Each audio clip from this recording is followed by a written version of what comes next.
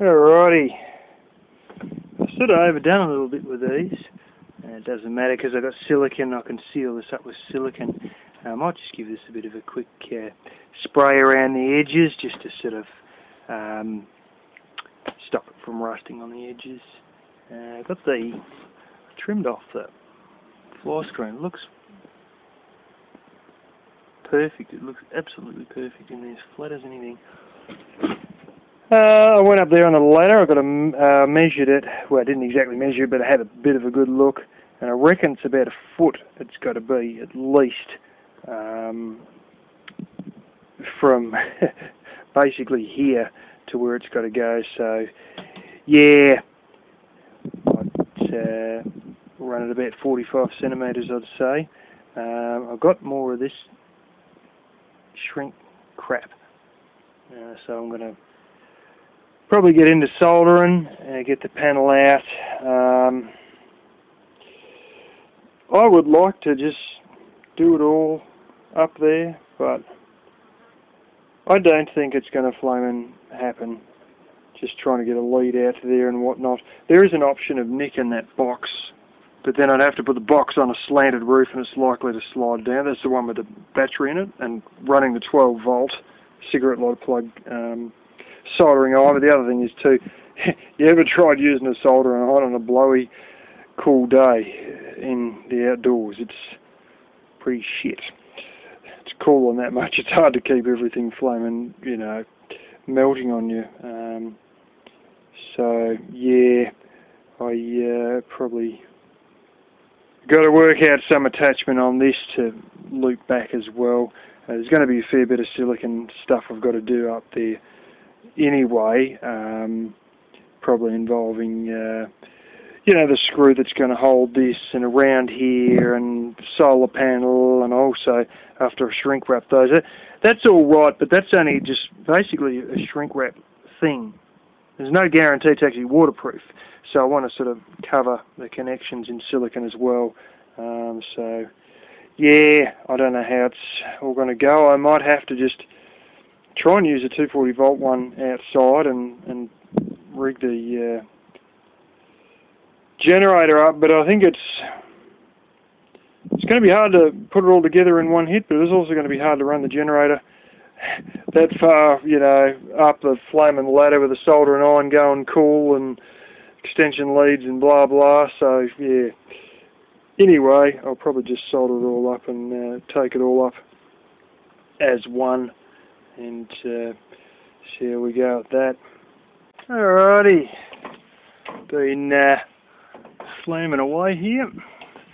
I decided to solder a few of the bits inside, particularly the fuse holder and the solar panel, and then solder these out here. There was no way to get the whole lot up in one hit. It just would end in disaster. So anyway, drilled a hole in all this shitstorm through the weatherboards. Unfortunately, there's a stud that goes right up through the middle, so it's probably not going to be able to get quite as much airflow as it should have. And I've got a little wire you can see there that's helping hold the whole show a bit more stable, as well as a lot of rivets in here. And I probably should put a couple of wood screws in there or something like that.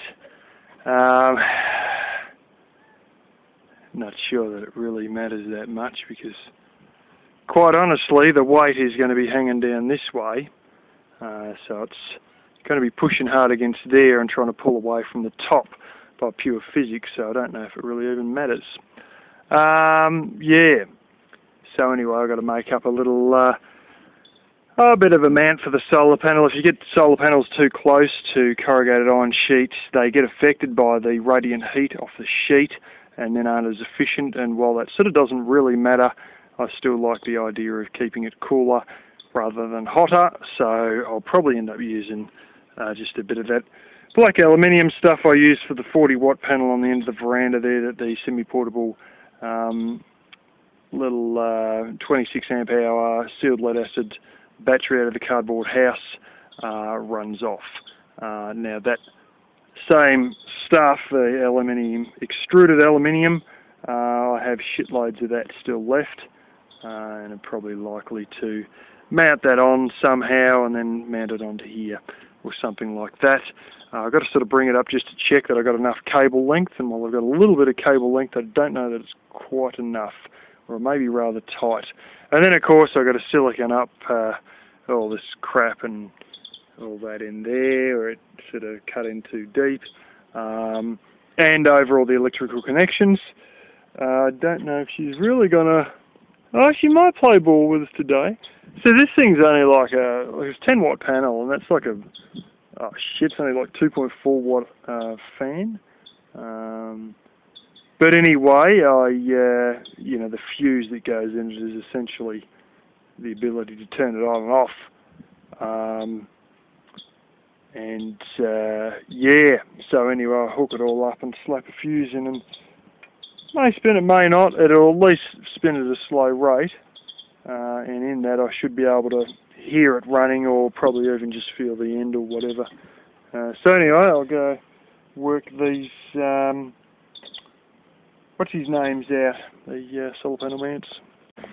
Alrighty, well, got the generator going, doing a bit of washing, repumping the tank full of water, and managed to get the one that goes into the house through the bathroom and actually jam it underneath this corrugated iron flashing, or whatever you want to call it. Yeah, and popped her out, worked a 10-metre extension on it, and we got,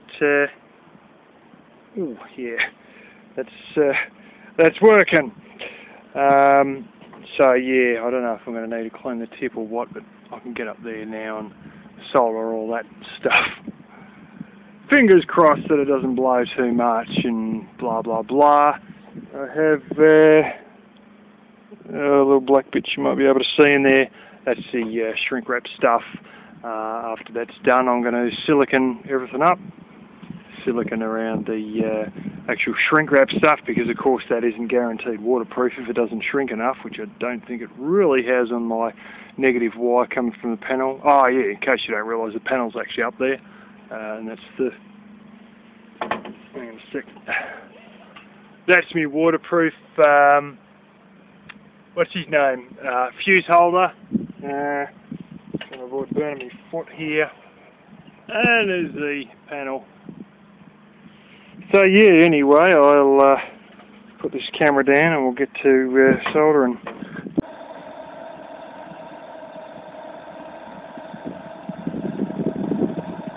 Well, you can hear it as well as I can. She's running. And there's me fuse, 2 rivets held together. Shitto, bloody 1980s fuses. They're that old that the outer blooming zinc-plated layer or whatever is just rat shit. Can't even make contact with a new fuse holder. So she's working just fine. Just the fuse is a heap of shit. So I've got to go find a better one. Yeah. Or massage it in and out a bit or something. Or just jam a friggin' bit of wire in and not worry about it. But really, it's just an old fuse. I'll go and have a look. And trouble is, they're all out of the same car, so none of them are probably going to be any better than the last. You know what I'm saying? But yeah. There's another trick where I'll probably do this. Just rub it with a scourer, and then it'll work all of a sudden. That's just about running full speed, and I mean, yeah, not much light on it. Well, the one I got in there now is good contacts. I had a look at the other one, and it's just like they're corroded on the ends that actually hold in the clips inside, which is not very good. And I had a look at some of the other fuses, and it was just that one that's like that, so I had to pick up the one that was shit, didn't I? Anyway, I haven't really heard a great deal more, because the sun's sort of going down quite a bit through that tree. So, no real action aside from what you heard there with the rivets. So anyway, I gave that fuse a quick test with the continuity tester on the multimeter. Seemed all fine, but then again so did the other one that didn't want to work. But it looked a hell of a lot better. And yeah, with a bit of luck, at lunchtime tomorrow I'll be able to come out and get on the ladder again and hear it fire up for real, and then be sure. But it was definitely blowing. You know, I could feel it blowing. You guys could hear it blowing. So it does work, and the only weak point may be using fuses from 1986.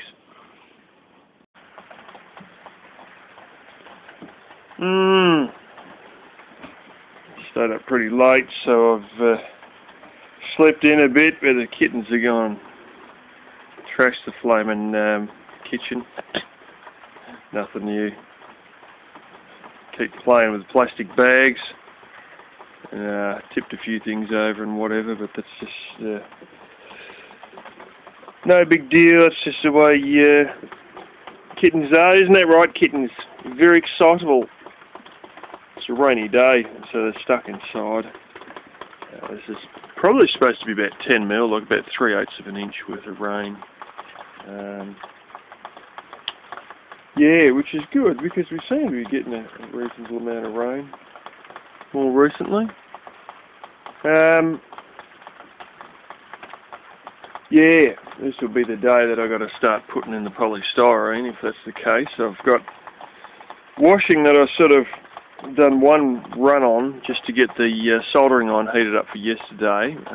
So I'm going to have to finish that, but that won't take long, and I probably should do that first and give some of it a chance to dry. I ran out of flaming underwear, so I'm going to probably have to light a fire, use up all the old junk in here, plus probably a bit of other stuff that's a bit dry to start it with, just to at least so I've got enough underwear for tomorrow. And in that I'll probably throw in a few of the heavier clothes or whatever, because I've got enough racking around the water heater to do that. And then I'll have a go at the polystyrene. This is a thing, like, when you're off grid, there's so much stuff that you've got to do outside, usually, especially if you've got a little bit of a farm like I have, sort of thing. And if, you've got scrap metal that you pick up, you've got firewood that you got to deal with, things that you got to, stuff around with outside. You do those while you can outside. And as for inside jobs, you never seem to have quite that many, unless you got to process and preserve food. You're mucking around making jam for long periods of time or whatever. And the other thing I always do is, any inside stuff I leave to the night, because I've got lights inside and I can do that at night, whereas outdoor stuff, I can walk around with a headlamp, but it's just, so much darker. It's harder to do it, sort of thing. It's easier to flame and set things down and forgot where you put them in the dark. Even if you've got a torch, it's just, your bearings aren't as good, sort of thing. So I'll leave all the inside stuff till night as well. Trying to keep away from the kittens, and this is the only dry place they can find. Actually, there's another one over there too. The old canopy. Or under the house, but it sort of gets a little bit damp under this end of the house, as you could imagine. The whole drip line coming out again. Yeah, just topping up the little water thing for them. So I don't really have that much of a problem walking inside because of this peak. So it rains, you get a lot more in this little bit than in that little bit. But when I walk inside, it's not like I'm walking over, 4 or 5 metres of roof sheet pissing straight on my head because of this whole peak thing. So it's barely any drips on the front of that Anyway, which is good in a way.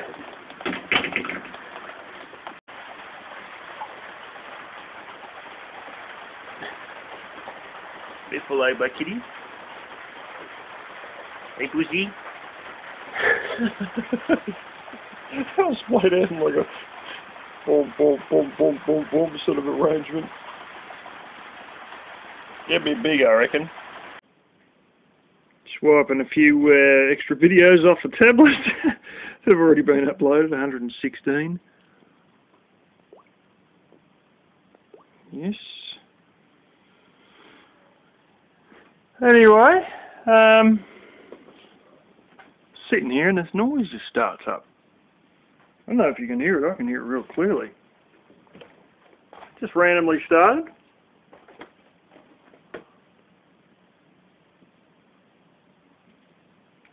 That's the fan. Just decided to just kick in. Sun got in the right position, and yeah. I'll just have to just turn off my modem there. What's the time now?